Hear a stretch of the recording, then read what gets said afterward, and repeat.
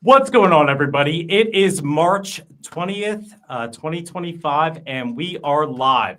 This is Off the Record with Brian Hart. I am Brian Hart, and we have a lot to talk about, heavily in the communications and media space. I've got an amazing panel. I'm going to do quick introductions, and we are going to jump right into the conversation. First off, I've got Keisha Brewer. Keisha Brewer, President and CEO of the PR Alliance. I've got Annie Scranton, CEO and founder of Pace Public Relations. And we've got Charlie Stone joining us here in a minute, too. I'll give him proper introduction when he jumps in. But I want to start off talking about PR, communications, creative agency, staffing trends, how AI is disrupting it, and what's going on right now.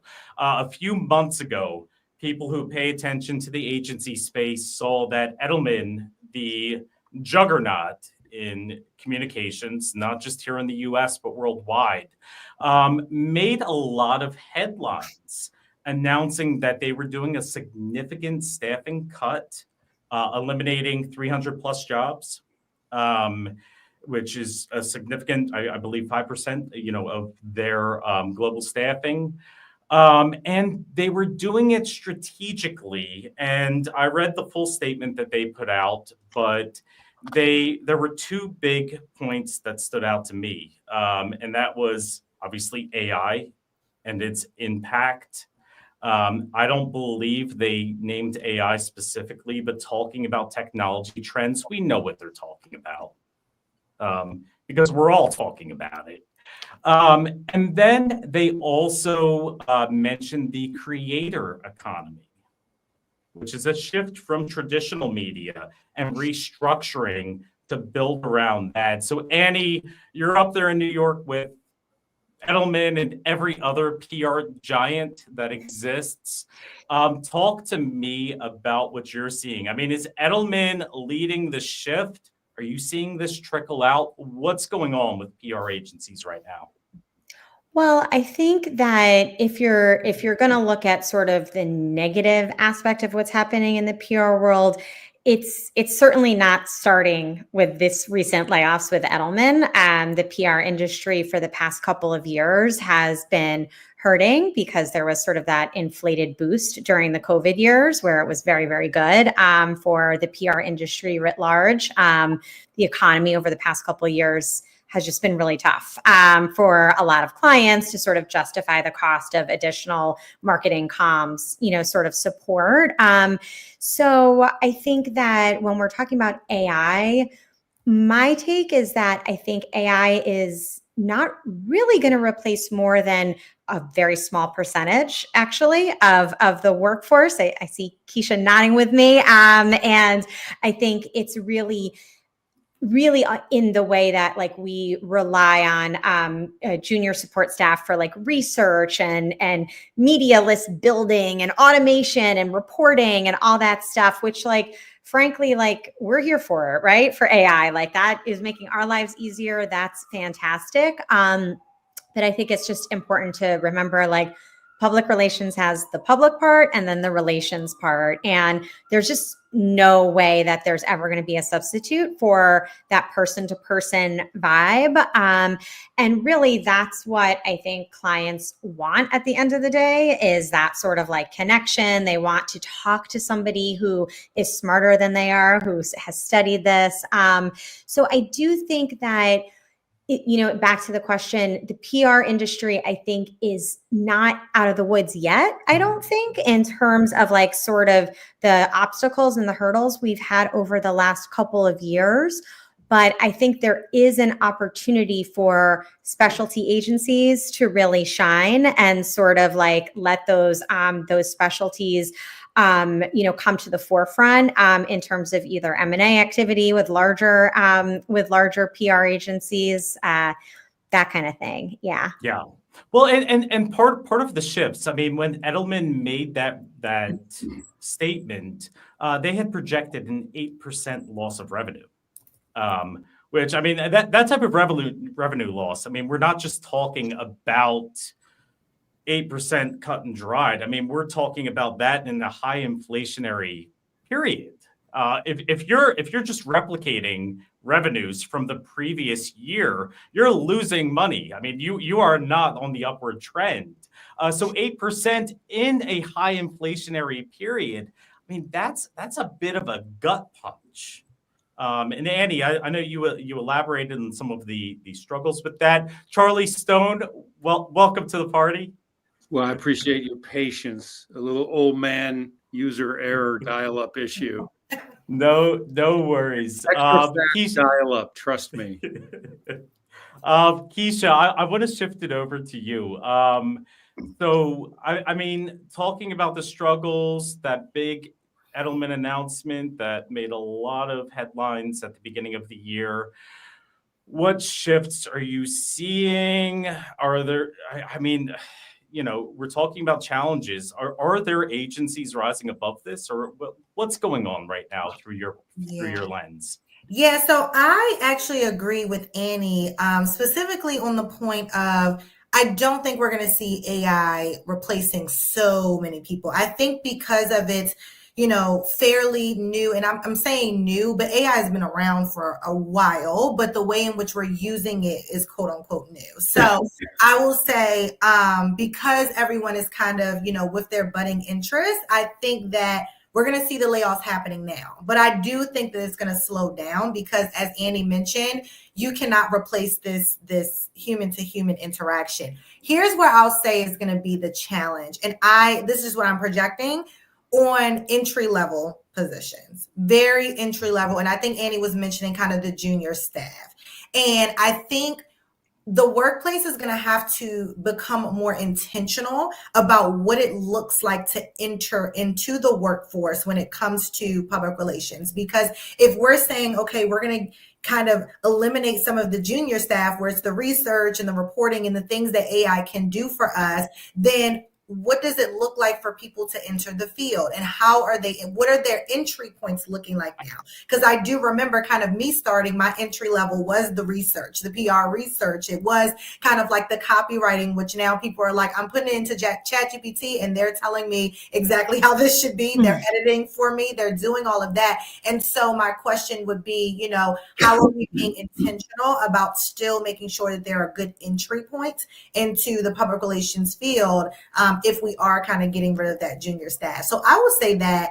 And then I'll also say, I really want to, especially on, not talking about kind of the big wigs, but talking about those who are maybe on the level of myself where I have just a few, contractors, we're still 1099.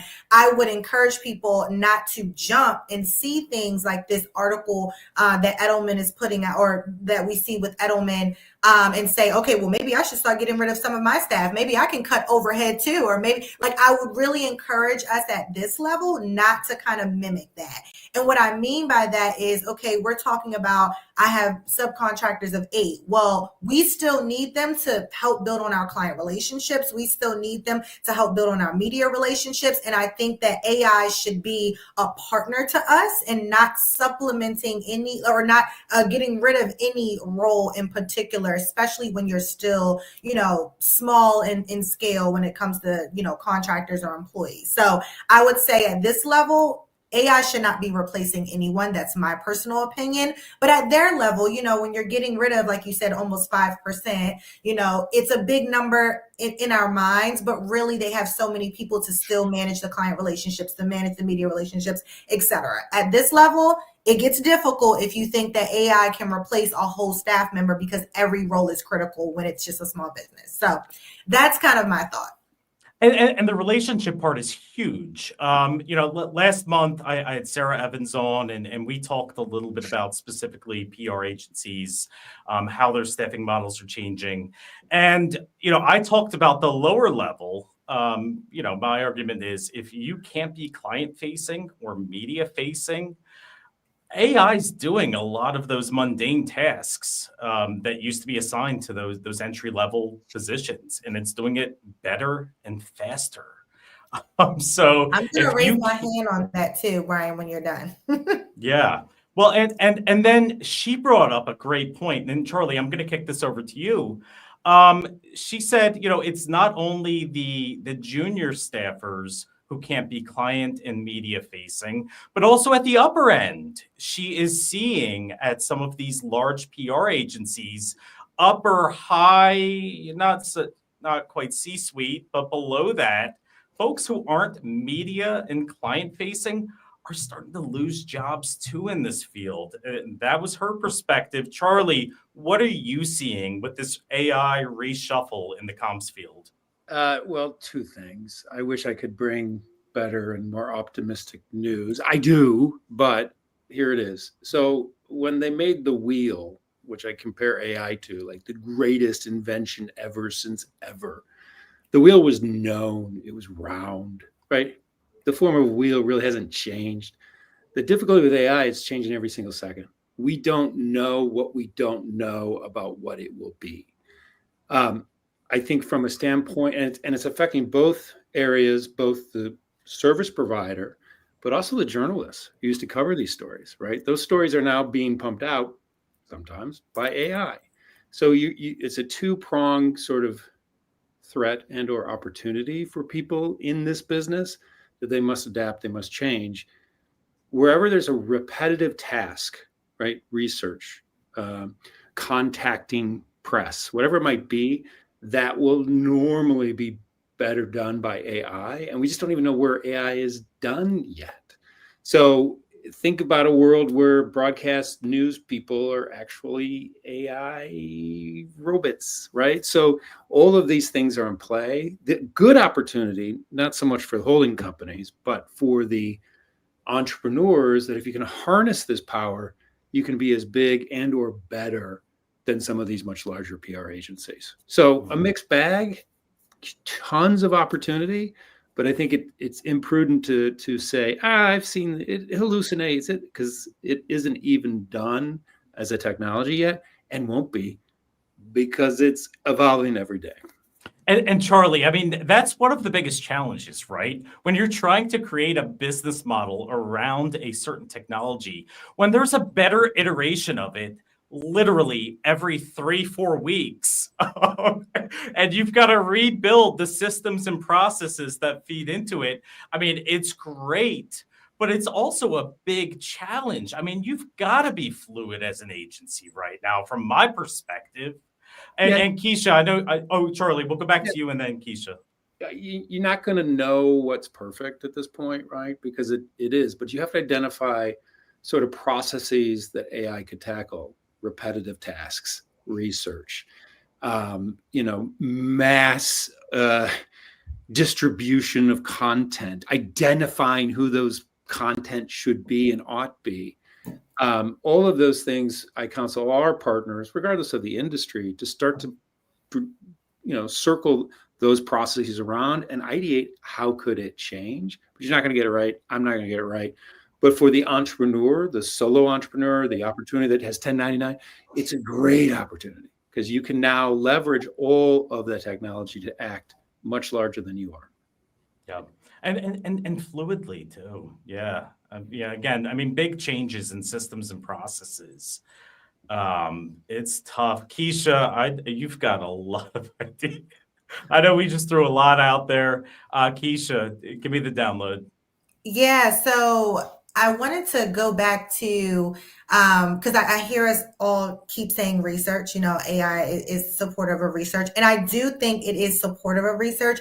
But what we're finding, and we were actually talking. So I'm a part of a community called the Bow Collective, and so it's the top 1% of Black business owners. And so one of our Bow sisters has a tech firm, and what she was saying is that what a lot of people are not realizing about AI is that, yes, it goes to internet to, kind of feed you back the information, but it also uses some of the information that humans are also feeding it. And so what happens here is that you have to still question the credibility sometimes. You can't just use it at face value. And I think a lot of people are saying, hey, ChatGPT told me, I'm copying it, I'm running with it without going and checking the facts and the data to support it. And using that, even your research to support it by your actual human experience, right? I will see certain things and I'll say, yes, I hear data saying that, but for this particular client, I'm going to tell you what my experience has also told me.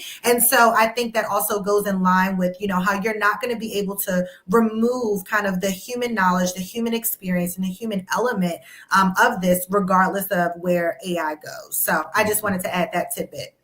And Annie, I know you want to expand on this, and then I'm going to come back to you too, because I do want to talk about the creator economy, which is the other aspect of this big Edelman announcement that kicked off the year. But as far as AI goes, what are you seeing? Yeah, I mean, we have a policy where use AI smartly, but if you're not editing what it spits out to you, if you're not taking it and doing further research or running it past a colleague or something along those lines, it's just not going to be effective. I think for me, in the beginning, I was like, no, I'm not on board with this. And that quickly has evolved to being really on board with it because it was terrible in the beginning when it first got mainstream. I mean, if you would just plug something in and publish it, it was probably going to be very wrong. Yeah, and a big liability. It's definitely come a long way. But I mean, I think for those of us who have embraced it, which is most of us now at this point, we are starting to see, okay, this can really shave a lot of time from the administrative sort of tasks and let me focus more time on talking to my clients, live one-on-one, mentoring those within my staff or on my team, meeting a producer or a journalist for lunch or coffee, like doing those things that a robot or a bot will never be able to do.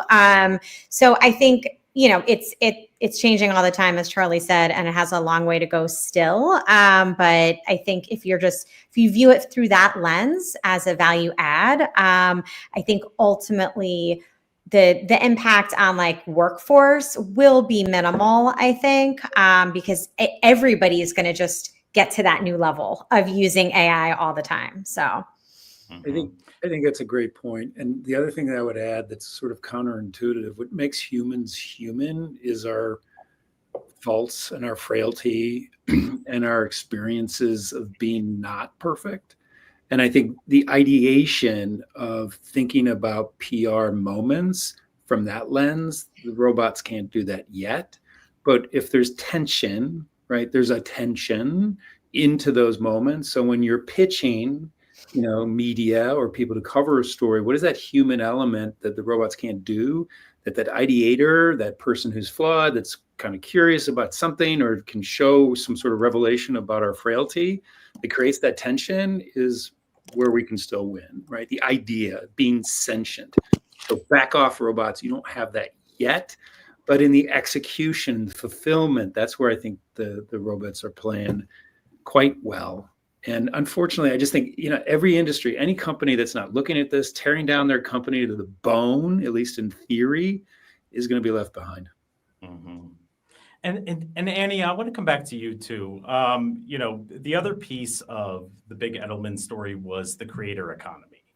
And I'll tell you from my experience. I mean, I remember 7-8 years ago, I'd put podcast opportunities in front of clients and they'd roll their eyes. Like, why would we do this? Nobody's going to listen to this. How does this push the needle?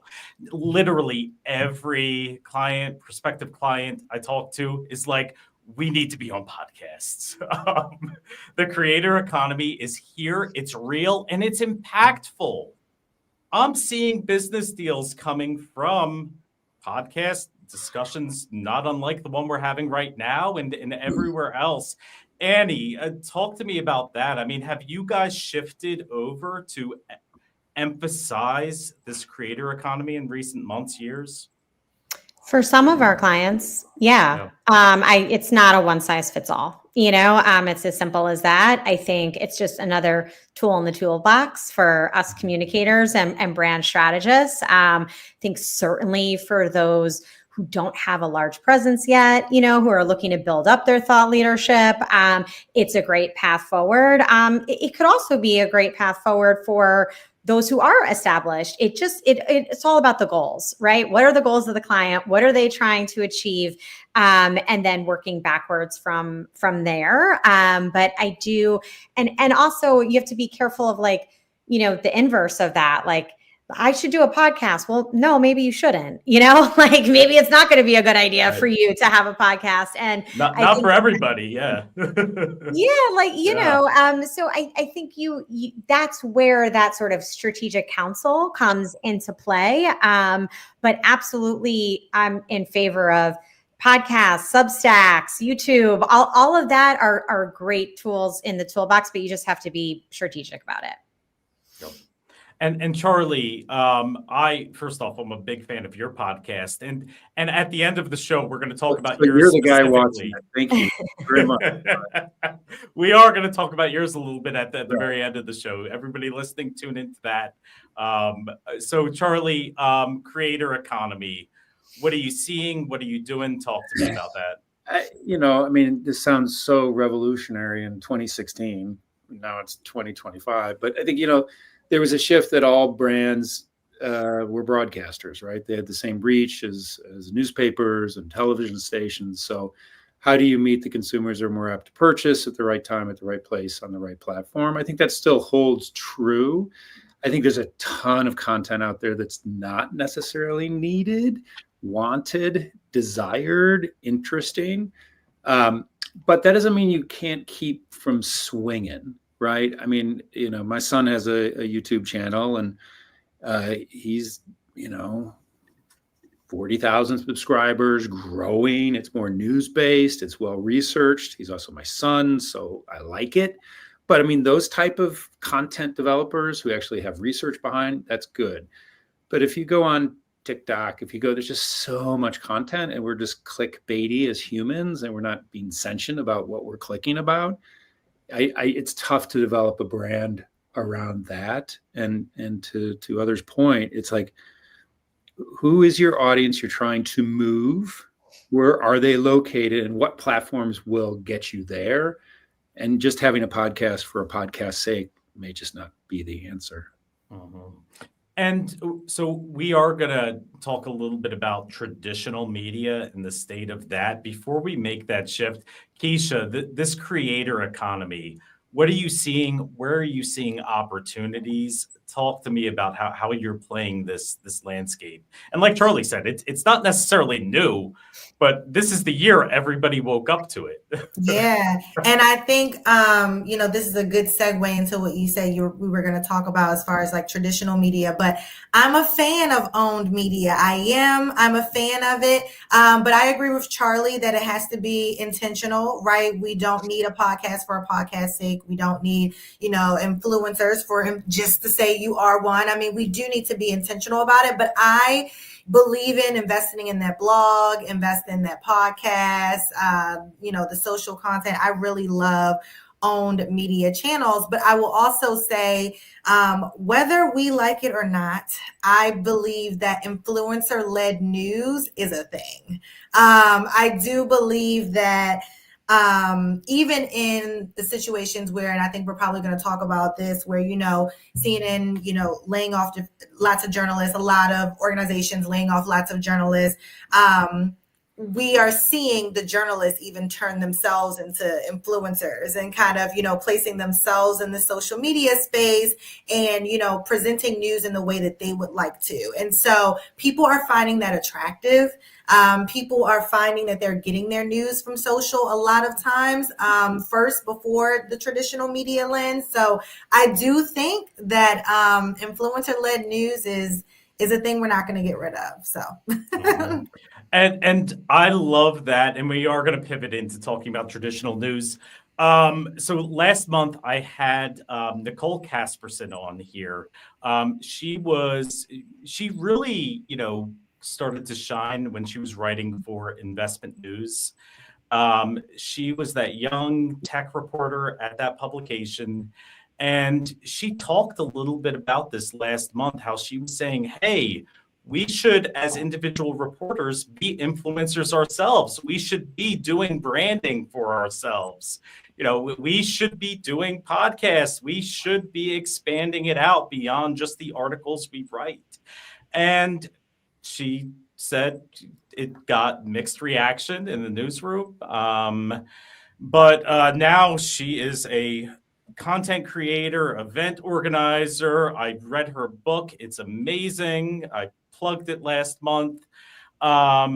So clearly now she was right back then, and now a lot of newsrooms are catching on. But when you look at, and Keisha, you talked about CNN, MSNBC, a lot of these big cable news staples making big shifts, probably bigger than we're seeing in the comms industry, just to try to adapt to the new climate of how people consume news and media. They're at a very awkward growing stage, in my opinion. You guys remember CNN Plus? That lasted 2 Scaramucci's until they shut it down. They are just throwing ideas at the wall of how they can monetize their models, stay relevant. And I love cable news. I don't want cable news to go away, but like every other industry, it needs to adapt. And it's at a very awkward stage of adaptation right now to what's going on. Annie, let's go back to you. Cable news, traditional media, all these shuffles, these endless shuffles we're seeing. What are some of the big things you're focused on, and how are you approaching them from a comm strategy? Yeah, that's where I got my start. I was a TV news producer at CNN and Fox, Good Morning America. And it's so weird because 15 years ago, it was like just totally different. There was none of this kind of, talk about the industry. So sad, but I think it just is reflective of where we're at as a society right now. And just being attached to our phones and wanting, information of all kinds immediately, that kind of access. So I have a couple thoughts. One is that I don't believe traditional media, cable news is ever going to just go away completely, but it's been changing. It will continue to change. And I don't think anybody knows where it's going to actually end up. What I do know is that it's even more challenging to secure interviews for clients on cable news networks, financial news networks, and earned media outlets. And then when you do secure it, it's even more impactful for your clients because there's just not as much real estate, right? So if you're able to get those interviews, I'm seeing clients being more appreciative of it and seeing the real benefit of it big time. I think the influencer-led news is only going to keep growing. But as of right now, I'm just not seeing necessarily the same built-in audience, right, as these traditional news outlets. That may change. It probably will. But I think, again, it's just like another benefit for communications professionals because we have multiple paths forward to kind of tell the same story. And it's sort of like when I'm approaching media for a client, you want to swing and try to get the big wins, the big shows, the big outlets that have like a built-in large audience, but having influencer-led media that has a smaller but really dedicated audience is gonna move the needle big time for people listening or watching those shows because they're so into it. Like people who listen to Megyn Kelly's podcast, like they're obsessed with her, like they'll do anything. They'll buy anything she says, like do anything she says. Right. And that's for a lot of these. So, it's dire, but I think that on the comm side, there's still opportunity. And I don't think it's going to go away completely, but I don't think anyone's figured out how to exactly move forward just yet. And Charlie, I'd love to hear you just expand on that. I mean, there's the media business component of it. They do need to make money. I mean, these are not nonprofit organizations. journalists. Do they do a public service when they're doing it well? Absolutely. But they need revenue streams too. Charlie, can you break down the business, the marketing? Break it all down for me. I love Annie in the sense that it's dire, but we'll be fine. The positive, right? We got to put the spin on it. News used to be, old man hat on, a public service, right? Where you had editors and people looking at what content was and understanding what was relevant, what wasn't, what are lies, what is truth, all the basics of human society, and now all of that's just gone, to be honest with you. Like, if you're dialing into your cable news to reinforce your own opinions, that's not education, that's not learning, that's just watching more sports. And so news has become something that has to be monetized, which is, I guess, where we are, but it used to or ought to serve a more public interest of truth and all that kind of stuff. I know that's a horrible opinion. But so I do see this proliferation and this continual movement of influencing and influencers. It's almost like, who's the most popular kid in high school? Like high school again, like, oh, I want to eat lunch with the cool kids. It's just, there's just vapidness to it, which bothers me. And I also think they're all under threat too, taking us back to the robots. There are now influencers who don't exist in reality, who are garnering the same type of audiences that real people and real humans are doing. So if you want to continue to play in that game, that's fine. But I think that's also can be replaced by AI. So it is dire. I don't have the solutions.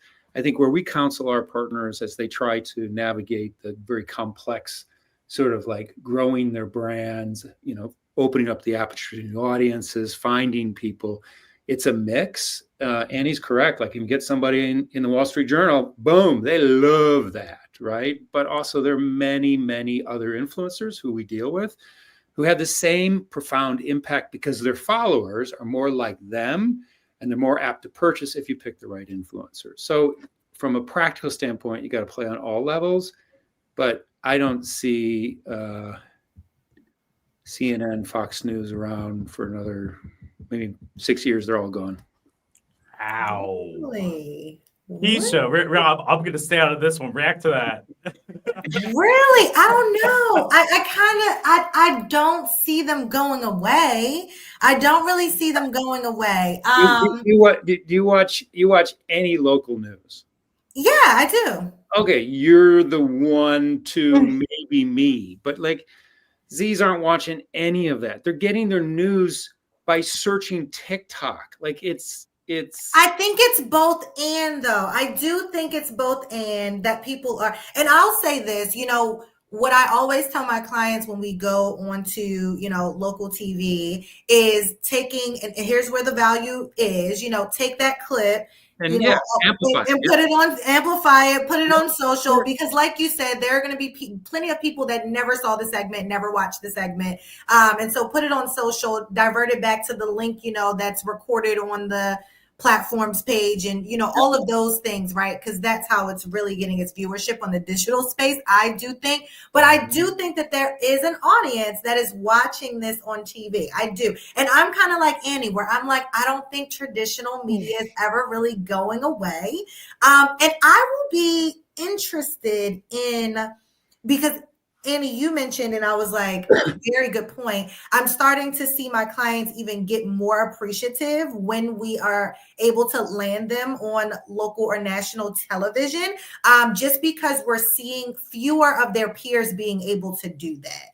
And so it is an exciting time. And I wonder, when those things happen, when people get more excited over something, when people start seeing, few of it happen, the value actually of it starts to go up a little bit. So now I'm like, I don't know. I don't know that it's going away. So I think it's going to be both and. I have two thoughts to add to that. Number one, the power of local news. We saw it during the LA wildfires. People really tuned into local news for information, to stay safe, to help loved ones evacuate. And I don't think it necessarily means, it has to be only when there is a major catastrophe. But during COVID, local news was very important. What's happening hyper locally.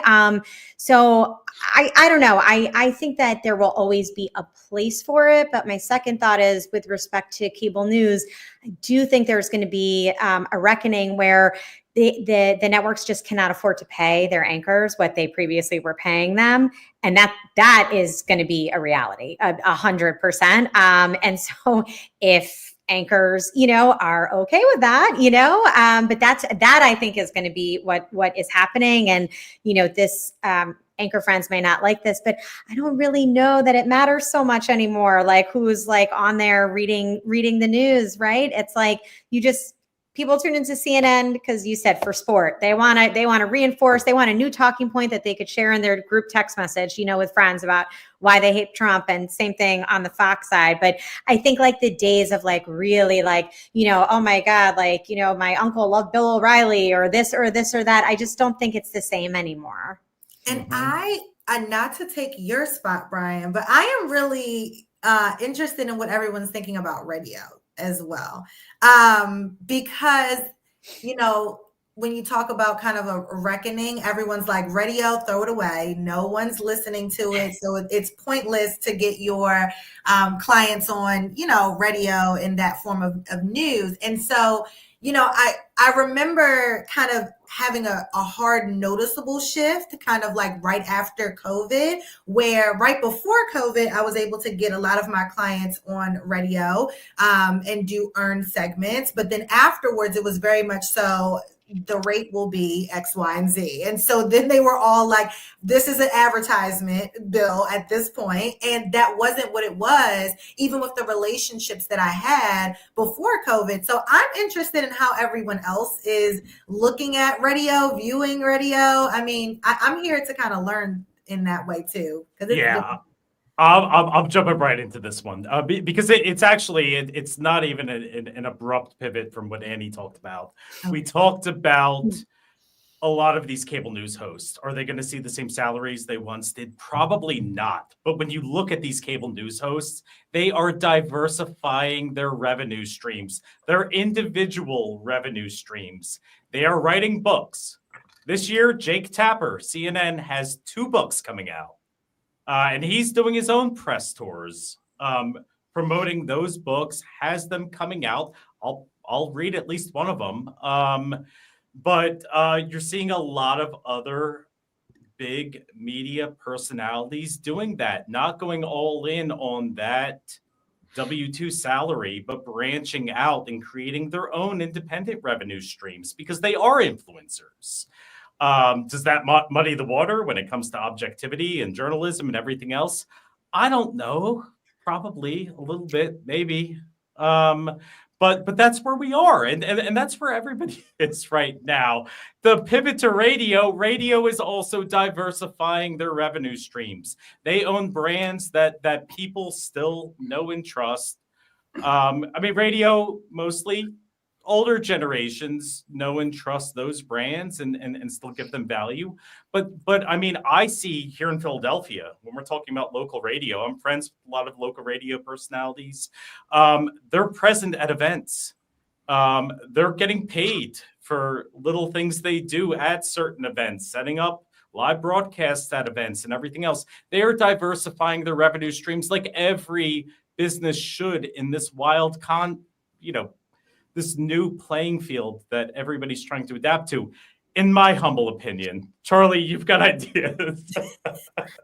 Yeah, I don't know. I mean, first of all, just going back to what Annie said, I think where there's FOMO, and that applies to sports, disasters, traffic accidents, crime, right? People want to be a part of that. You're going to have opportunity to have sort of live local coverage.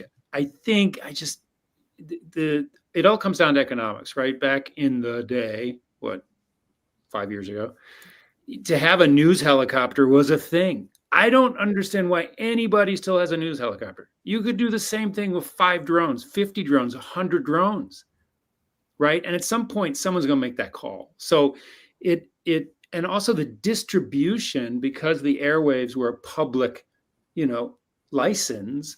It was very expensive to have one of those with huge obligations. But for us, right, I don't know, Brian, how many pennies did you pay to get this broadcast on YouTube? zero. Not a lot. I know. So the point is the economics are allowing people to act like broadcasters. And with that comes huge opportunity, right? Huge voices that need to be heard that would not normally be heard. Flip side of that is that there's many voices that are heard that maybe shouldn't be heard. I don't know. So, and as far as radio, I've always sort of contended the car is the driver of the radio. It's like commutes, all that kind of stuff, really propel people to be like, oh, what's on the radio? But now you jump in a car and you got Spotify, you got this, you got that. And I cannot see, think about and full disclosure, the show that I do is sometimes syndicated on satellite radio, but I don't like these poor people put up satellites in the sky and all you need is a dial-up internet connection to do the same thing. So it's a prickly thing. Radio's great. Podcasts are great, but I just don't see radio as a FM, AM. I'll give them 6 years. So Charlie, the helicopter reference, because Keisha and I were talking about this before we all went online. Several years ago, I'm a big Sixers fan. We both are. As big of a Sixers fan as you can be right now when they're, going down the gutter this season. It's all good. But I'm the guy who put up a billboard when the old GM had a big controversy and whatnot. It was a digital billboard. I maybe spent $1,500 on the whole thing. 2 local news stations flew their helicopters out there just to take pictures of my billboard. They spent more on those helicopter rides than I did for whatever money I threw at a digital billboard that I haphazardly put up as a troll. I didn't put it up for any business, just to be a troll. And so, Charlie, yes, like I think especially with revenues being all over the place with media, they don't know where they're getting their next dollar from year to year, little, even month to month in some cases. Yes, they got to look at where they're spending a lot of money, where technology might just do it better.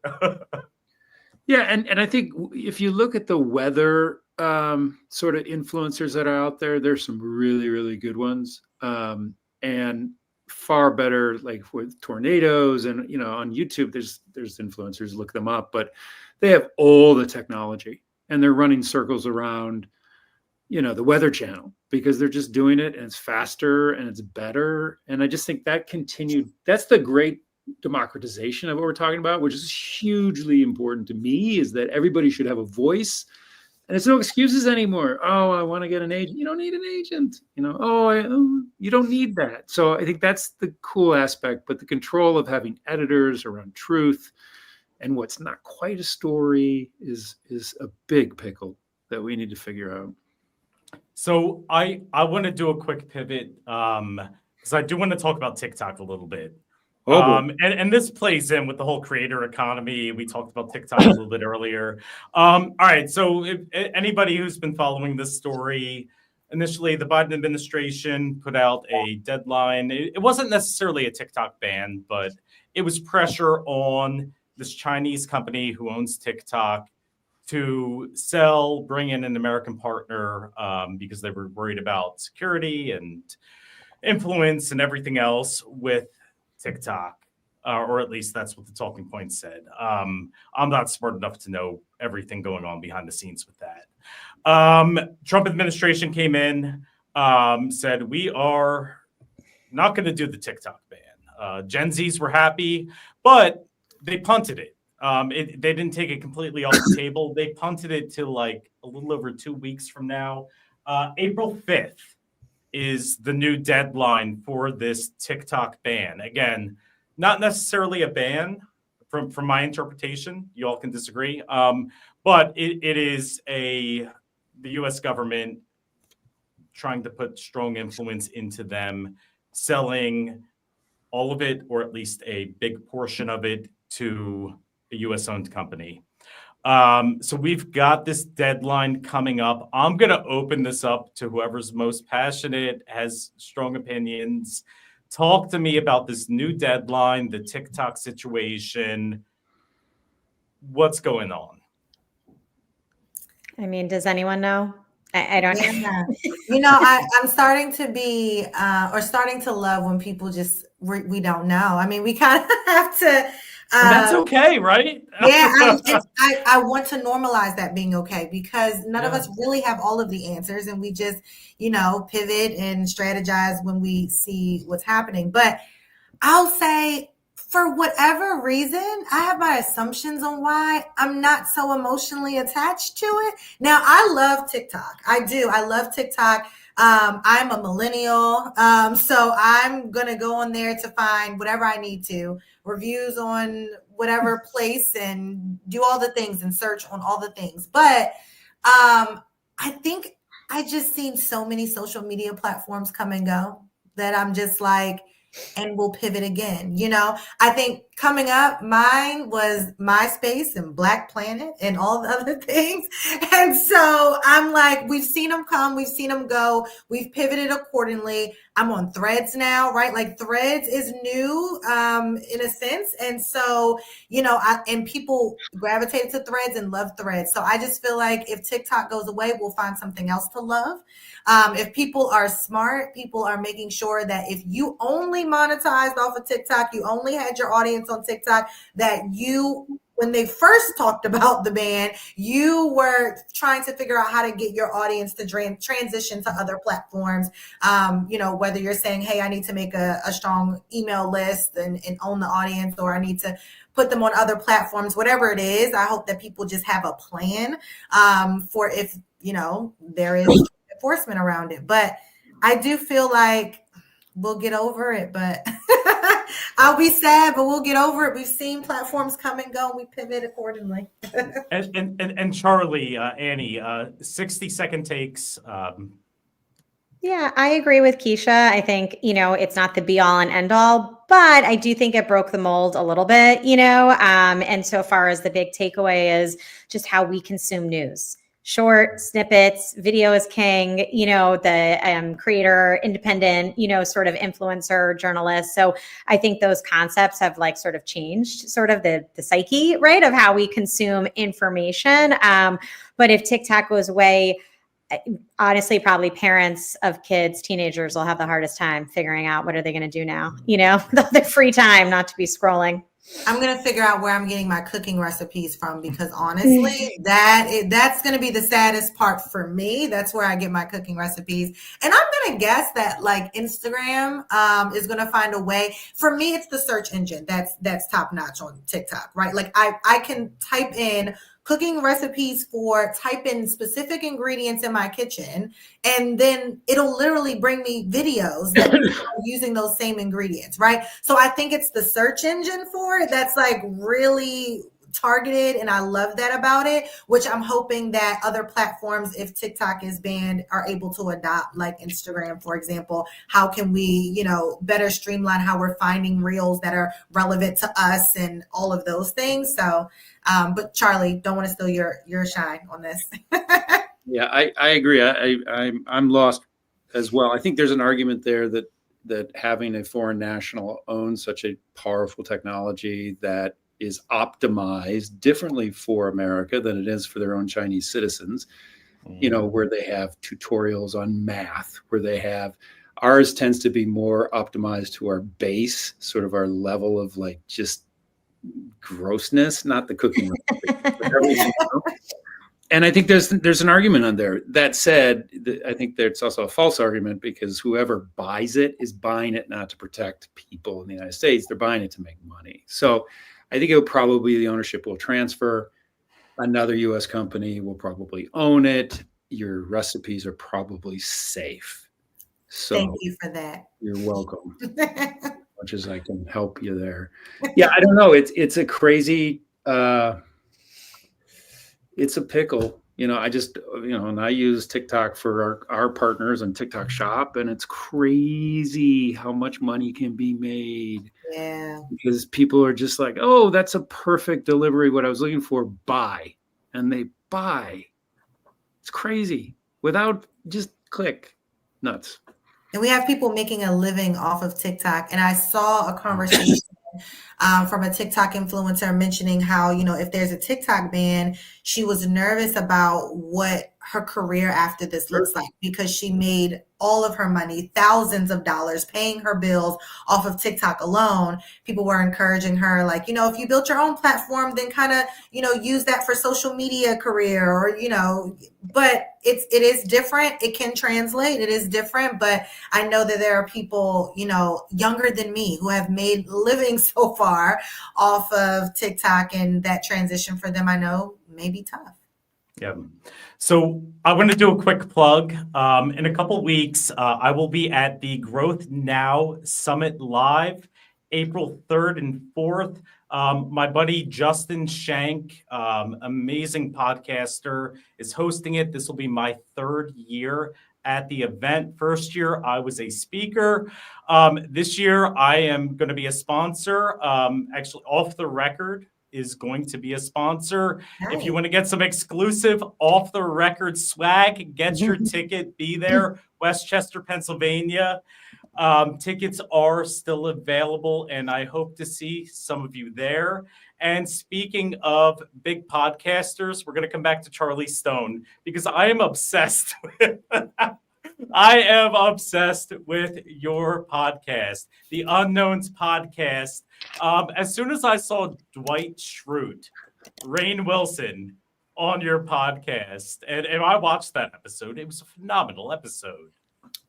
Charlie, take me to the genesis. Talk to us. What are you doing with this? I love it. Well, I appreciate that you love it. Thank you for your viewership. So it was really just my need to address the horrendous cacophony around people taking positions in society of like, I'm right, you're wrong, you're right. It's just arguments and just ridiculous. So the goal of Unknowns literally has been to have candid conversations with people like with Rainn, or Anthony Scaramucci we just had on. I'm having Michael Cohn on Friday.